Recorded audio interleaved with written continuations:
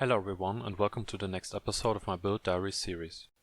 I will talk about the current state of the build, what I've changed and also what my predictions are for the future of the build.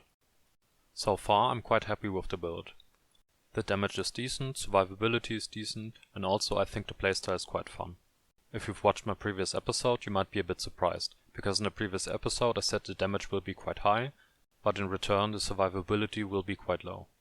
I'm honestly quite surprised myself. However, I don't think this is a bad thing. When I read the description of the Chronostasis unique sword and saw all the extra damage we would get, I thought the damage would be quite high. And I mean the extra damage is really good and really nice, however it's not as big as I thought it would be. What surprised me even more is that the survivability isn't actually that bad. Since the Lich subclass gives us a lot of leech and also gives us Reaper form, we can actually stay alive for a long time. Most of the time we don't have much ward, however we can choose not to spend a ward for damage, and use soul feast to do damage over a distance and also generate even more ward. Which leads me to my next section, which is about the changes I made. As I just said, I now use soul feast. I really wanted to use volatile zombie for ward generation as I mentioned in the first episode, but it's not that good at generating ward as I thought it would be. We would have gotten extra attack and cast speed from the passives, however I do think that soul feast is better in the long run. Especially since it gives us other advantages that are also quite good. For example, it can give us haste, which gives us a huge movement speed boost. And it can also chill enemies, which is quite good because it reduces their attack and cast speed. Another advantage is that if a lot of enemies are cursed, Soul Feast will give us a huge amount of ward.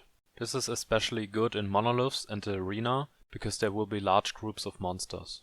Soul Feast is a bit weak against bosses because it doesn't give that much ward, however it's still decent.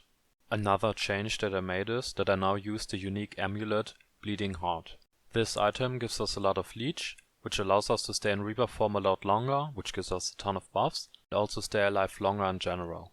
Another unique item that I mentioned in the first video was the Exsanguinous chest piece, which drains a percentage of our current life per second, but also grants us ward in return. I did test this item out, and it basically did what I expected the Chronostasis sword to do in the first place. Give us tons of damage with the downside of cutting our survivability.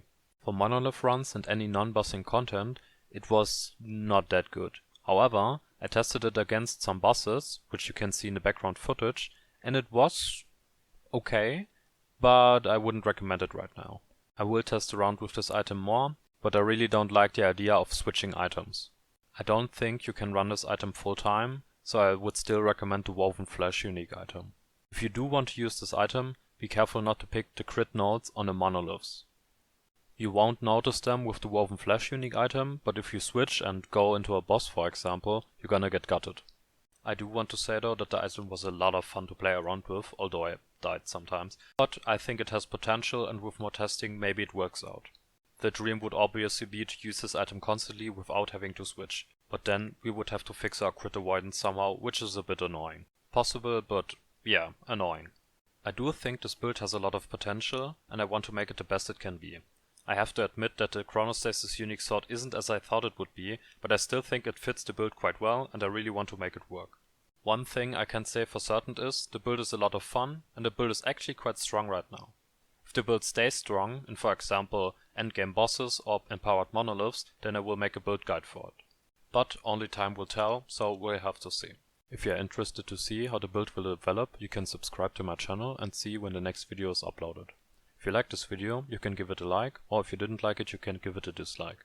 I would highly appreciate feedback in the comments since I'm only at the start of my content creation journey, so any feedback is welcome, positive or negative. And besides that, have a great day and thanks for watching.